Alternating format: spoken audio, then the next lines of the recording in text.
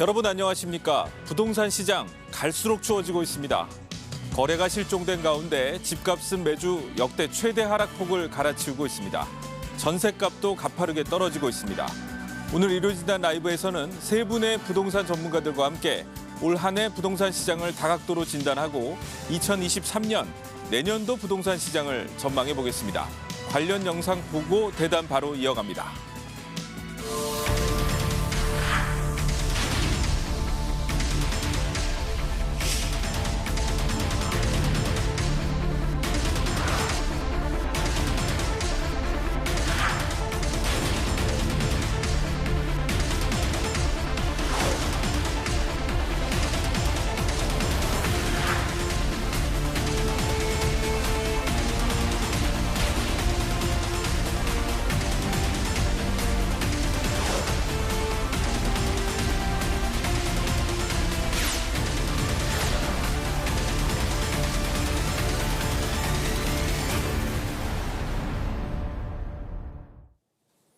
네, 오늘 함께 말씀 나눠주실 세 분의 패널 소개해드리겠습니다. 먼저 명지대 부동산학과 권대중 교수 나오셨습니다. 안녕하세요.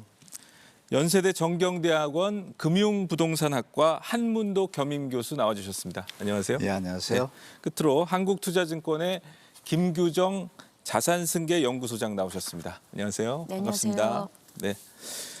자, 올 한 해 부동산 시장 이렇게 돌아보면 저 개인적으로는 절벽이란 말이 제일 많이 쓰였던 것 같아요. 거래가 워낙 줄어서 그랬는데 자, 올 한 해 대한민국 부동산 시장 이렇게 돌아봤을 때 가장 중요한 키워드가 무엇이었는지 먼저 세 분께 한번 여쭤보겠습니다. 공 교수님부터. 저는 한마디로 금리 인상이 아닌가 하는 생각이 듭니다. 네. 지난해 8월부터 금리가 올라가기 시작해서 연속 7번이나 올랐거든요. 예. 지난해 2월부터 가격이 지금 현재 지속적으로 하락하고 있고요. 서울도 28주 연속 하락하고 있습니다. 네. 금리 인상이 부동산 시장의 직격탄이 아니었나. 네. 저는 그래서 금리 인상을 꼽고 싶습니다. 알겠습니다. 한 교수님. 네. 우리 교수님이 금리 인상을 말씀 주셨으니까 저는 이제 요즘 많이 떠오르는 단어가 있죠. 역전세, 역월세. 네. 그게 이제 모든 내용을 함축하는 의미가 있다고 말씀드리겠습니다. 네. 역전세라고 하면 뭐 저희가 좀 아는데 역월세는 어떤 건가요? 그 역전세가 나면 이제 보증금 차익을 돌려줘야 되지 않습니까? 네. 근데 그 돌려줄 능력이 안 되는 분들이 계세요. 영끌이나 갭 투자를 하신 분들이 무리하게 하다 보니까 이미 풀로 대출을 끌어부으신 분들은 이제 추가 대출이 어렵거든요. 네. 근데 추가 대출을 받으려면 이금융권으로 가셔야 되는데 이금융권은 지금 금리가 높습니다. 10% 이상입니다. 그러면 전세를 받으신 분들은 지금 한 6%대거든요. 그럼 전세입자한테 도리어 이제 내가 그 이자 부담을 내가 대신 내드리겠다. 집주인이 내가 이자를 내줄 테니까. 대신 그 부담하시는 거에 대해서 네. 나가시지 마시고 차익에 대해서 뭐 1억이면 이자가 6%인데 본인이 그거를 차익을 메꾸려고 하면 10%니까 당연히 계산상 세입자한테 부탁을 해서 계속 네. 살면서 부담을 제가 소유주가 안는 게 이제 현명한 거죠. 네. 그러다 보니까 이제 역월세라는 것들이 지금 뭐 서초구도 많이 나오고 있고 네. 경기도는 좀 많이 나오고 있습니다. 아, 그래서 그렇습니다. 그게 이제 요즘 보기 어렵던 그동안 7, 8년 동안 처음 보는 현상이니까요. 그렇죠. 그렇게 좀 말씀드리겠습니다. 그 안에 포함된 내용이 이제 말씀 주신 금리 인상과 이제 직결되는 어떤 네. 결과론이니까요. 네. 김 소장님 어떻습니까? 올해는 아무래도 거래 절벽 단어가 많이 기억에 남게 되실 것 네. 같아요. 그만큼 이제 집을 살 수 있는 구매 여력이 있는 사람들이 급격하게 줄어들었다라고 봐야 되겠고요. 아무래도 아시는 것처럼 대출 자체도 어려워지고 금리가 단기간에 크게 오르다 보니까 네. 이제 본인 소득 외에 남아있는 여력으로 집을 살 수 있는 분들이 크게 줄었고 거래가 끊어지면서 가격이 크게 하락하고 있는 상황으로 볼 수 있습니다. 네. 자, 시장 상황 한번 볼까요? 지난 8일 발표된 한국부동산원의 아파트 매매 수급 지수 변동률을 보면은 전국 73, 수도권 68, 서울은 65로 나타났는데 이게 2012년 조사 이후 역대 최저라고 합니다. 그만큼 집을 팔겠다는 사람보다 사겠다는 사람이 계속 줄어들고 있다는 의미일 텐데요. 당연히 집값 내림폭도 갈수록 커지고 있습니다. 지금 지난주 기사를 보니까 26억 원까지 갔던 강남의 음마아파트가 18억 5천만 원에 거래됐다는 기사도 나왔고요. 인천 송도의 한 아파트는 반값으로 떨어졌다. 실거래가가 공시지가 아래로 떨어졌다. 이런 보도도 나오던데 김 소장님 실제로 이 정도로 떨어졌습니까? 어느 정도로 지금 많이 떨어지고 있나요? 네, 대표적으로 뭐 인천이나 이렇게 좀 최근에 입주 공급까지 크게 늘어서 가격이 크게 빠지고 있는 곳들에서 네. 소위 이제 반값 수준으로 예. 정고점 대비 가격이 떨어진 사례 신고가 됐어요. 그래서 예. 뭐 일부에서는 이게 뭐 혹여 증여라던가 이런 특수 관계자 그렇죠. 그런 거래가 얘기도 아니겠느냐 뭐 이런 의심도 했는데 사실상 인천이라던가 뭐 경기에 입주 물량이 좀 여유 있는 곳들 중심에서 크게 가격 떨어진 실제 거래가 나타나고 있어요. 확인해 보면 네. 이제 급하게 좀 처분이 필요한 그런 분들의 물건이기는 한데 그 정도 가격이 아니면 수요자분들이 거의 거래에 응하지 않는 수준이라고 하니까 네. 지금 이런 가파른 급락세가 전반적으로 계속 확산되고 있는 것으로 봐야 될 것 같습니다. 네. 그럼 실제로 이제 가격이 뚝뚝 떨어지고 있다는 얘기인데 지방은 더 심하죠? 어떻습니까? 네, 지방은 지금 미분양도 급격하게 늘어나고 있어서요. 예. 대표적으로 뭐 경북의 포항이라던가 네. 뭐 대구라던가 이런 최근에 인허가가 또 호황기에 크게 늘었었던 곳들에서는 물량들이 나온 것들을 분양 처리해주지 못하면서 미분양이 크게 늘어나고요. 최근 국토부 통계로 저희가 전국 미분양 아파트 물량이 지금 4만 호 가까이 축적이 되고 있는 상황이거든요. 네. 그래서 재고주택의 가격 급락뿐만 아니라 전세도 크게 떨어지고 있고 분양시장도 냉각되고 있는 상황으로 동반적인 하락세가 나타나고 예. 있습니다. 결국 가격 하락에 영향을 미칠 요소들이 계속 힘을 받고 있는 그런 형국인 것 같은데. 이 문제가요. 네. 이게 그 가격을 하락해서 만약에 뭐 증여가 됐던 뭐 어떻게든 간에 내가 낮춰서 거래하게 되면 네. 다음번 거래 기준이 돼 버립니다. 그렇죠. 그러니까 동반 하락하게 되거든요. 미분양 물량이 늘어나도 역시 수요자가 감소한 상태에서는 더 떨어질 수밖에 없는데 예. 10월달 국토교통부 그 자료를 보면은요 미분양이 지금 4만 7천 가구나 됩니다. 네. 근데 이번 달에 지금 분양 물량이 약 한 2만 7천 가구가 서울 수도권에 있어요. 네. 지방이 또 한 1만 7천 가구 정도인데 이 중에 적어도 30-40%가 미분양이라면 예. 연말까지 11월, 12월 달 통계가 아직 안 나왔지만 한 6만 가구 정도 육박할 수 있다는 얘기거든요. 네. 그러면 점점 물량의 장사 없다고 하듯이 가격은 하락할 수밖에 없거든요. 그래서 부동산 가격이 하락하기 시작하면 동반 하락 현상이 나타나기 때문에 문제입니다. 그럼 사겠다는 사람은 없는데 물량은 지금 공급되는 물량은 이제 부동산 경기 좋았을 때 그때 시작된 걸 테니까 계속 많아지면 앞으로 하락세는 상당 기간 이어진다고 봐야겠네요. 한 교수님 어떻게 보세요? 네, 저도 하락세는 뭐 이제 시작이라고 봅니다. 저는. 이제 시작이다. 예, 이제 6개월 지났는데 뭐 더듬어 네. 보시면 우리가 기억을 정확하게 좀 다시 정리해야 되는데요. 네. 7년 반 동안 올랐습니다. 네. 예, 7년 반을 올랐으니까 하락도 한 2, 3년 가지 않을까요? 상식적으로. 네. 그게 6개월 하락하고서 올라간다는 건 사실 과도한 기대겠죠, 상식적으로. 게다가 네. 이제 경제 상황이나 여러 가지 지표들을 봐도 네. 교수님 말씀처럼 이제 미분양이 또 늘어납니다. 늘어나고 심리가 또 더 위축되거든요. 네. 정부가 이제 대책을 던질 텐데 그런 것들과 맞물리면서 지금 심리는 사실 제가 볼 때 뭐 거의 수요자들이 외면하는 수준이기 때문에 네, 네. 잠시 2030들이 LTV 좀 풀어줘가지고 요즘 조금 늘어났거든요. 네. 거래가. 늘어난 물량 자체가 거래 절벽 수준이에요. 예. 그러니까 이제 거래 절벽 수준에서 계속 지금 횡보를 하고 있기 때문에 지금 이어지는 뭐 악재들이 많지 않습니까? 예. 금리나 뭐 여러 가지가. 그래서 제가 볼 때는 너무 단순하게 요즘 보면 내년 초에 뭐 금리가 멈추면 반등이야 이런 뉴스들이 나오거나 이렇게 좀 보도들이 나오는데요. 그건 좀 과도한 좀 긍정적인 반응입니다. 장밋빛은 당분간 접어두시고 네. 보수적으로 시장에 대처하시는 게 합리적인 판단인데 네. 그걸 주장하시는 분들은 주로 뭐 갭 투자나 뭐 그런 분들 외에는 사실 국민 대부분은 사실 그렇게 쳐다보지 않거든요, 시장을. 예, 예. 그래서 제가 볼 때는 우리 시청자분들도 보수적으로 좀 대처하시고 내년 하반기까지 보신 다음에 시장 보시는 게 더 좋을 것 같습니다. 지금 7년 반 동안 계속 올랐다고 말씀하셨는데 예, 특히 예. 지난 2년 동안 많이 올랐잖아요. 그러니까 코로나 네, 팬데믹 좀 기간 많이 동안 많이 올랐죠. 올랐잖아요. 예, 그러면 예. 빠질 때도 그때 올랐던 것만큼 빠져야 어느 정도 좀 바닥을 확인할 수 있다고 보세요. 근데 그 사이에 우리가 코로나지만 경제 성장률은 마이너스였던 건 한 해거든요. 예. 경제 성장률이 늘어난다는 얘기는 전체 볼륨으로 볼 때 소득은 늘어난 거거든요. 네. 소득 분배는 두 번째 치더라도 그럼 전체 볼륨에서 그 가격이 많이 올라갔다 할지라도 소득이 만약에 더 올라갔다면 가격이 비싼 게 아니겠죠. 예. 근데 지금 이제 소득의 폭이 10% 올랐는데 주택 가격이 100% 오르다 보니까 갭이 생긴 거죠. 네네. 갭이 생긴 상태에서 금리 인상이라는 악재까지 겹치니까 지금 심리들이 완전히 죽은 거거든요. 예, 예. 그러면 이제 일반 시장에서 보시는 긍정적인 분들이 보시는 내년에 금리가 일단 멈추고 나면 그다음에 경제가 침체가 이어지면 하락을 계속할 것이고 네. 경제가 다시 어떤 기회가 있어가지고 좀 회복세가 보인다 그러면 거래도 살짝 살아나면서 다시 반등할 수 있겠죠. 다만 예전처럼 바젤 3라고 다 아실 겁니다. 예. 그런 금융 규제 국제 금융 기구의 어떤 협약이 있기 때문에 예전 같은 이제 폭등장은 제가 볼 땐 앞으로는 기대하기 힘들 거고 그러니까 예. 결론적으로 말씀드리면 그러죠. 올라가더라도 시간이 좀 걸릴 것이고 하락은 지금 하락할 요인들이 너무 많다. 그렇다면 당연히 보수적으로 시장에 대처하신 다음에 내년 하반기 정도 가서 시장을 다시 한번 보시고 매수를 하시던 매도를 하시던 결정하시는 게 좋을 것 같습니다. 최소한 내년 하반기까지는 하락세가 이어질 거다. 그때 봐야 된다. 경제 상황을. 저는 사실 2, 3년 보고 있는데 2, 3년. 예, 시청자들이 너무 조급해하시는 분들이 많으니까 제가 네. 일단 텀을 드리는 겁니다. 1년 뒤에 다시 한번 생각하시라고. 예. 봉 교수님은 어떻게 보세요? 부동산 가격이 하락한다고 하는 조짐은 예. 금리 인상을 시작하는 시점입니다. 금리를 봐야 된다. 네, 금리가 올라가는 시점이 이제 하락하는 시점이거든요. 예를 들면 지난해 8월 달에 금리를 처음 올렸습니다. 예. 근데 그 강남 지역이나 서울 지역의 그 꼭지점이 거의 10월 달쯤 됐거든요. 10월, 11월 달에. 그 한국부동산원의 자료를 보면 그래요. 네.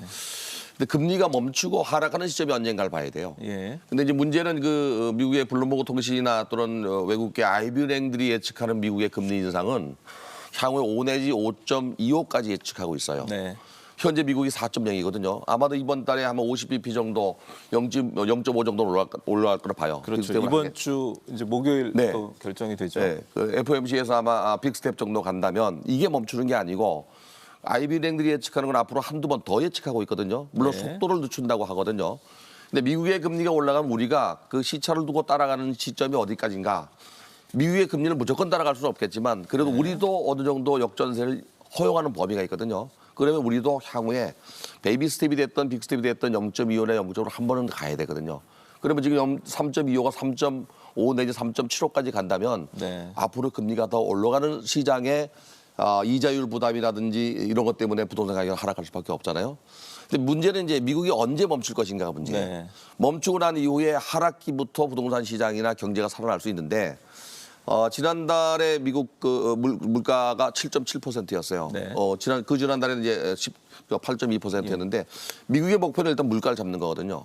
근데 물가가 안정하게 들어간다 그러면 아마 멈추지 않겠나. 그 시점이 내년 상반기를 보면 예. 미국이 금리를 하락하는 시점은 IB은행들이 예측하는 건 내년 하반기 이후로 보거든요. 예. 그건 우리나라의 금리 인하는 내년은 아니라고 봐요. 네. 그리고 금리 인하가 만약에 내년이 아니고 내년 후년 상반기나 내년 하반기 말이라면 멈추고 난 이후에도 시차를 두고 부동산 시장이 움직이기 때문에 전반적으로 부동산 시장이 살아나는 그 시점은 내후년 상반기가 되지 않겠나. 문제는 이제 살아나도 경제가 침체되면 부동산 시장은 못 살아납니다. 예. 금리가 인상되는 시점이 시기열 분석해보면 아시지만 한 30년 정도 시기열 분석하면 적어도 1년서부터 한 18개월, 20개월 정도는 부동산 가격에 직접 영향을 미쳐요. 네. 근데 금리가 멈추거나 오르거나 내리거나 할 때 미치는 영향은 어느 시점이 지나면 경제 침체가 영향을 미칩니다. 그렇죠. 그러니까 경제가 침체되면 금리가 인하해도 집을 안 사거든요. 그래서 이 경제가 살아나는 시점이 또 언젠가를 봐야 되는데 그거 역시 내년은 아니라고 봐요. 네. 그러면 2024년도 이후나 부동산 시장이나 경제가 좀 좋아지지 않겠나. 오히려 내년 상반기는 올해보다 더 어려운 시장이 될 가능성이 높습니다. 금리를 봐야 하는데 내년도 결코 좋아 보이지는 않는다. 네. 그런 전망이시고 시장에서도 대체로 이런 데 동의하나요? 이런 전망이 어떻습니까? 김 소장. 네, 일단 뭐 부동산 가격의 금리가 전부는 아니지만 지금 최근에는 금리 인상이 모든 걸 이렇게 빨아들이는 거의 블랙홀처럼 작용하고 있는 상황이어서요. 예. 말씀하신 것처럼 일단 금리가 어느 정도 안정되는 순간 그리고 금리가 인하로 돌아설 수 있는 그때를 좀 지켜보시는 쪽으로 다들 생각은 맞추고 계신 것 같고요. 일단 내년 상반기까지 권 교수님 말씀하신 것처럼 미국 쪽에서도 그리고 우리나라도 따라서 금리 인상 한두 차례 정도는 더 예상을 하고 있고 그 이후에도 바로 인하로 돌아서기는 어렵고 한동안 이제 과거 종전에 비해서는 좀 높아진 수준의 금리가 유지가 될 걸로 다들 생각을 하셔서 네. 근데 이제 소비자분들도 어느 정도 이제 높아진 기준 금리를 새로운 금리 수준으로 이제 받아들이고 그거에 맞춰서 금융 비용이라던가 투자 자금 마련 계획 같은 것들을 새롭게 좀 바꾸고 계신 상황으로 이해가 됩니다. 그래서 네. 그거에 맞춰서 다시 이제 좀 내 집 마련이나 자산 투자나 이런 것들의 솔루션이나 방법들이 마련이 될 걸로 보여지고요.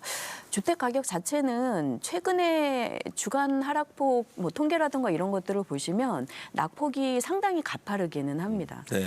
지금 앞서서 저희가 뭐 반값 거래 사례도 얘기를 했지만 단기간 오른 수준만큼이나 지금 조정도 굉장히 거래 절벽과 함께 가파르게 나타나고 있어서 저는 바닥권에 진입하거나 확인하는 구간들은 내년 하반기 정도면 좀 이르게 시작이 될 수도 네. 있겠다라고 보여지고요. 다만 이제 금리라든가 뭐 경기 침체나 이런 여건들에 따라서 이제 반등하는 시기까지는 좀 더 시간이 걸릴 수밖에 없어서 그 기간이 얼마나 될지를 이제 계속 여러 가지 지표들을 보시면서 판단하셔야 되는 거고 지역에 따라서도 약간 차이가 날 수밖에 없는데요. 네. 지금 전체적으로 뭐 미분양이라든가 전세 가격의 동반 하락이라든가 이렇게 집값 하락을 유추할 수 있는 지표들 계속 보고 계신데 네. 전세 같은 경우도 뭐 뒤에 살펴보겠지만 금리 변동에 따라서는 또 어느 정도 수요의 변화나 이런 것들이 나타날 수 있어서 지켜보고 계신 상황이고 공급 물량이 좀 여유가 있는 지역 시장에 비해서 서울 같은 경우는 저희가 단적으로 보는 뭐 새 아파트 입주 물량 같은 것들이 내년에 그렇게 여유가 많은 편은 아니어서 네. 전세 시장의 좀 안정화라든가 다시 좀 바닥을 확인하고 금매물을 선행 투자하는 이런 흐름은 하반기쯤에 좀 이르게 나올 수도 있겠다라는 생각입니다. 다만 이제 상승이나 반등까지는 이제 두 분 교수님이 말씀하신 것처럼 전반적인 지표와 함께 좀 더 좀 주의 깊게 보셔야 되는 상황일 걸로 판단은 됩니다.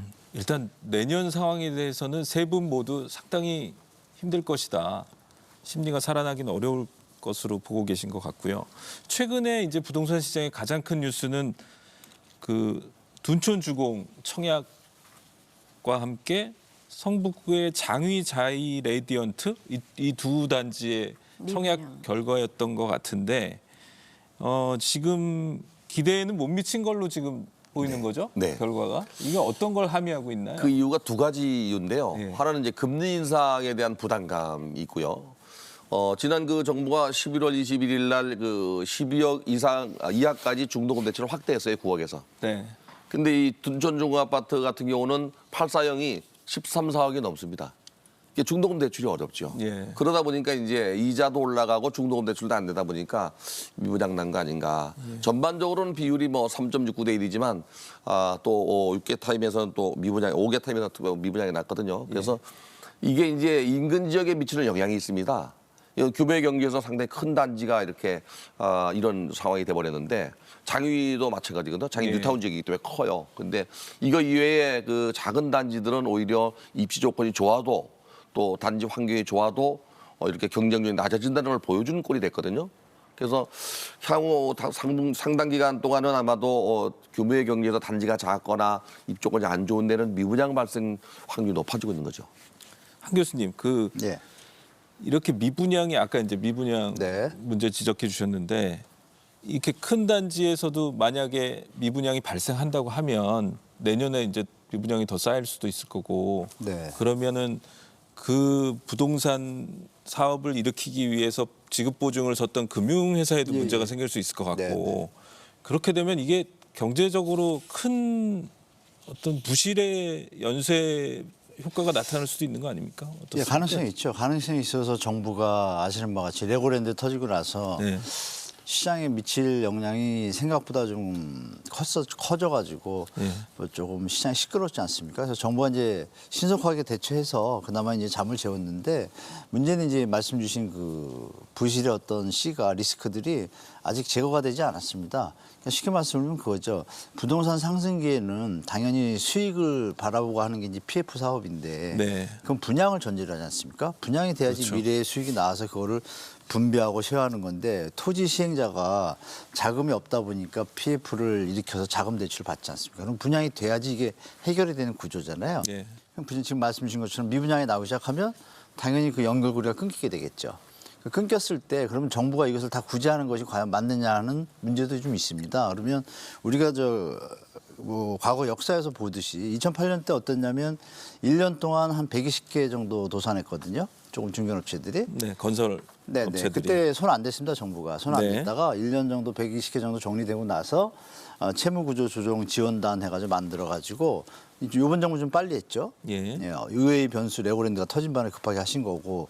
그러면 이게 뭐냐면 우량 현장이 있고 부실 현장이 있잖아요. 예. 일시적 우발 채무가 발생을 해서 그 현장이 과연 지원했을 때 나중에도 문제가 없으면 전체적으로 경제에 도움이 되겠지만 부실 현장까지 떠받치면서 가면은 가격 조정을 못 이루고 인위적으로 왜곡된 현상을 유지시키면 버블이 나중에 더 터지겠죠. 버티다가. 네. 만약에 미국이 말씀 주신 대로 금리를 안 낮추고 한두 번 더 갈 수도 있잖아요. 물가가 안 잡히면 그 리스크에 대한 대비가 전혀 없지 않습니까? 예. 그러니까 이제 지금 시장에서는 모 증권사라고 제가 얘기하면 뭐하지만 모모 증권사들은 이미 익스포저라 그러죠. 그 위기 노출에 이미 많이 돼 있기 때문에 네. 벌써 회사채도 거래도 안 되고 있고 경제 전문 기자들은 다 알고 있습니다. 보도는 좀 많이 안 나왔는데요. 예. 그래서 이미 경제 전문가나 일부 분들은 어느 정도 예측을 하고 있고 다만 이제 정부가 그 리스크가 나왔을 때 지금 시장의 어떤 심리가 안 좋지 않습니까?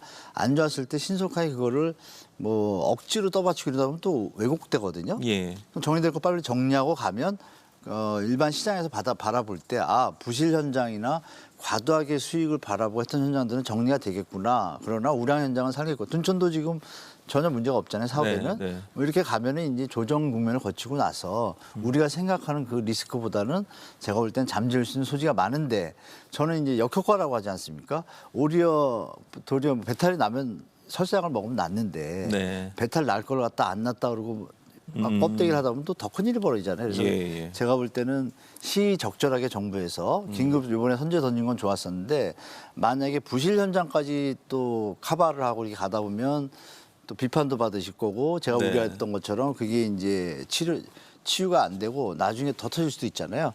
그런 부분이 있기 때문에 제가 볼 때 어느 정도의 조정을 우리가 좀 마음의 준비를 하는 게 더 합리적인 판단으로 봅니다. 네. 그 권 교수님은 부동산 PF발 금융위기 가능성 있다고 보세요? 저는 있다고 봅니다. 그래서 정부가 11월 21일 날 그 중도금 대출을 늘린 이유가 거기에 있는 거거든요. 네. 분양이 돼야만 중도금이 들어오고 중도금이 들어와야 그걸로 건축비나 또 PF 이자나 원금을 갚을 수 있는데 이게 막혀버리면 네. PF의 상당수가 증권사나 제2금융권입니다. 지금 PF가 문제가 되면 이제 그 건설사까지도 문제가 되고 건설사가 문제가 되면 결국에 그 증권사나 또는 제2금융권이 문제가 되기 때문에 아마 좀 심각한 단계까지 가지 않겠나. 예. 근데 문제는 일반적인 그 수분양자가 갖고 있는 가계대출은 큰 문제 없다고 봐요 저는. 예. 가계대출이 지금 1,890조 정도 되는데 대출 규제를 DSR로 많이 규제해놨기 때문에 가계는 문제가 없는데 건설사들은 지금 현재 많이 영업을 확대한 그 건설사들은 PF의 위험성이 노출돼 있다고 봐야 됩니다. 김 선생님 지금 금융회사 계시니까 어떻게 현장에서 느껴집니까? 그 중소업체들 지금 굉장히 연쇄 부도설도 나고 막 그러더라고요.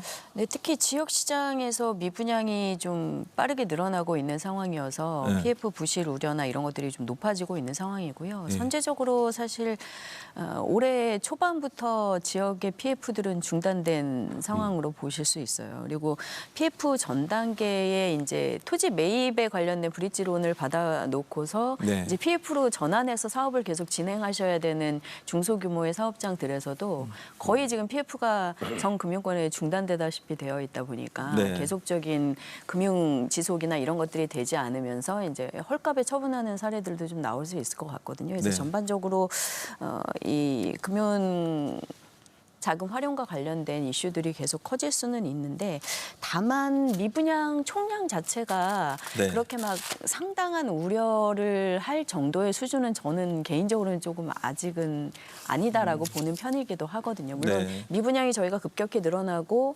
지역에 따라서 지금 부실 우려가 커진 곳들이 있는 게 사실이어서 대비를 하고 정부로서도 좀 선제적인 조치나 이런 것들을 하고 있기는 한데 미분양 총량이나 이런 것들이 심각한 부실 문제로 번질 정도의 사이즈는 아니다라는 생각들이 있어서 네. 부분 저희가 좀 대비를 하면 되지 않을까 싶은 거고요. 그리고 요번에 미분양 증가를 보면서 좀 생각한 거는 저희가 지역의 이런 건설 경기나 이런 주택 시장의 호황에 따라서 인허가 물량이나 이런 것들이 너무 또 급격하게 변동성을 보이면서 바로바로 이렇게 또 하락하고 이런 것들이 반복이 되고 있는 상황이다 보니까 네. 전체적인 인허가 물량 관리라든가 이런 체계도 좀 이참에 만들어야 되지 않나 싶은 생각이 좀 들었습니다. 네.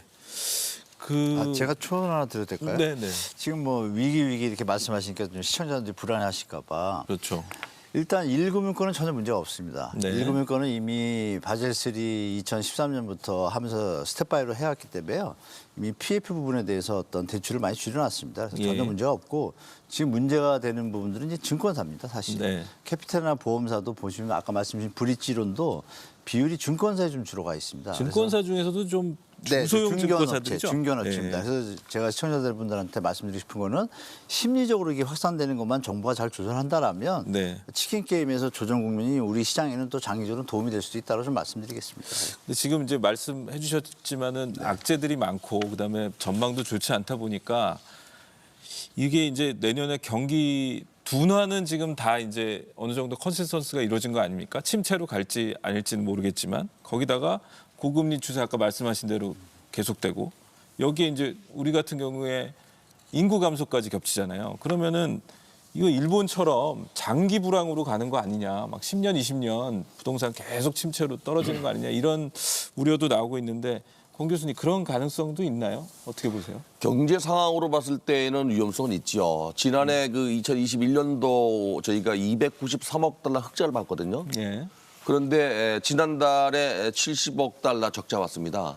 또 그 지난달에는 66억 9천억 달러 적자를 봤고요. 예. 1월 달부터 8월 달까지 적자만도 247억 달러입니다. 예. 그러면 작년에 290억 달러의 흑자를 봤는데 올해 247억 달러 적자면 500억 달러, 550억 달러 적자인데 10월 기준으로 750억 달러 적자입니다. 예. 그럼 경제는 분명히 어려워지는데 그 내부를 들여다보면은 적자 폭의 거의 상당수가 유가입니다. 그래서 유가는 향후에 뭐 좀 안정될 거라고 저는 개인적으로 봅니다. 그 이유가 오페크나 오펙 플러스가 그 유가를 결정하면서 지불하는 그 기준이 달러 아닙니까? 달러인데 달러의 가치가 높아지고 달러의 가치가 강세되면 기름값 내려갈 거 봐요. 그러면 우리 경제가 지금보다는 좋아지지 않겠나. 네. 또 물론 이제 수출 품목도 지금 자동차나 2차 전지 같은 경우 상당히 호전 잘 되고 있거든요. 네. 물론 이제 반도체가 지금 고전하고 있는데 이 속에서 이제 부동산 시장이 어떻게 할 것인가. 일본 같은 경우는 그 90년도 이후에 부동산 버블이 꺼질 때 그 이전의 대출 금리가 100%를 대출 줬어요. 거의. 예. 근데 우리나라는 규제 지역에서는 30에서 50%, 또 금액에 따라서 15억 넘는 거는 대출을 안 줬거든요. 전반적으로 DSR을 적용하면서 대출이 뭐 70% 이하로 내려갔기 때문에 일본처럼 장기 침체가거나 부동산 가격이 급락해서 위험성을 내포하지는 않을 거라고 봐요, 저는. 예. 한 교수님은 어떻게 보세요? 예. 저는 일단 형태상으로는 한 70%는 일본형으로 가는데 조금 70%는 틀릴 것 일본이요? 같습니다. 어떤 그 방향. 70%라는 게 지역을 얘기하시는 거예요? 그러니까 이제 일본이 장기 침체잖아요. 이렇게 네. 장기 둔화인데 그렇게 가능성이 한 70% 봅니다. 가능성이. 그게 왜냐하면 70% 정도가 유사한 점이 있고요. 네. 30% 정도가 틀린 점이 있습니다. 예. 그러니까 우리 인구 구조도 거의 똑같고 말씀 주신 대로 그때 일본은 기업 부채가 많았고 우린 가계 부채가 지금 많다고 하는데 네. 사실 지금 기업 부채도 심각합니다. 사실은 지금 보도에 예. 많이 안 나오는데요. IMF 때 그 위기 수준, 글로벌 수준의 기업 부채 수준까지는 아니지만 지금 100% 다 넘었거든요. 네. 둘 다 위험합니다. 사실은 정부는 알고 있고요.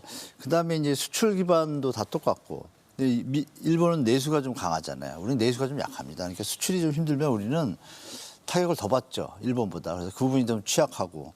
전세 대출이라는 또 보이지 않는 리스크가 있습니다. 이렇게 도 다른 점이에요. 그래서 70%는 같이 갈 수 있겠지만 또 다른 점도 있지 않습니까? 저희가 그 좀 인구 구조 말고 이제 전세 대출 말고 다른 점이 네. 뭐냐면 다른 점 말씀드린 게 한 가지 더 말씀드릴 게 뭐가 있냐면 경제 침체에 대해서 우리가 경제 위기가 있고 침체가 있고 둔화가 있잖아요. 네. 근데 지금 장단기 금리차 역전이 되면 침체가 100%거든요. 근데 지금 2차 대전 후에 미국이 12번을 금리를 올렸을 때 11번이 경기 침체가 왔습니다. 예. 그리고 장단기 금리가 7번 역전됐을 때 100% 침체가 왔어요. 근데 지금은 대한민국이 지금 장단기 금리 국고채가 역전됐습니다. 몇 개월째. 이게 사실 제가 볼 때 좀 심각합니다. 그래서 제가 말씀드린 70% 비중이라는 것이 예. 일본하고 다른 점은 분명히 존재하지만 리스크의 악재의 비중이 높은 게 좀 존재를 해요. 예. 그래서 제가 볼 때는 정부가 잘 처리하면 좀 벗어날 수 있겠지만 그럼 이제 출산율이 늘어야 되는데 뭐 좀 말이 좀 세긴 하지만 출산이 늘려면 집값이 낮아야 되잖아요. 그러니까 제가 연관이 볼 때 있죠. 네, 그래서 이런 부분을 연결해 봤을 때 어느 정도의 경기 침체는 우리 국가 경제에 장기적으로 볼 때는 도움이 될 수 있는 또 다른 요소도 존재한다고 우리가 보시고 너무 뭐 비관적으로 볼 것이 아니라 네. 어느 정도 조정이 되면 또 펀더멘탈이 튼튼해지고 나면 다시 또 상승하지 않습니까? 예. 그런 측면에서는 경기 침체가 올 거라는 것은 좀 준비하는 게 좋을 것 같고 예. 미국도 리세션 경기 침체가 항상 딱 금리 인상 멈추고 나서 6개월이나 22개월 안에 계속 벌어졌거든요. 네. 그러니까 그걸 우리가 좀 같이 보시면서 너무 낙관적이나 높은 비관적으로 가실 것이 아니라 침체나 위기나 둔화 중에 가긴 가겠다라고 마음의 준비를 하시고 대비를 하시면 제가 볼 때 1년 뒤에는 다른 모습에 또 시장 속에서도 대처하시면 다른 방안이 또 나올 거라고 좀 예측합니다. 네. 자, 지금 시장 상황 한번 쭉 짚어봤는데요. 전망까지.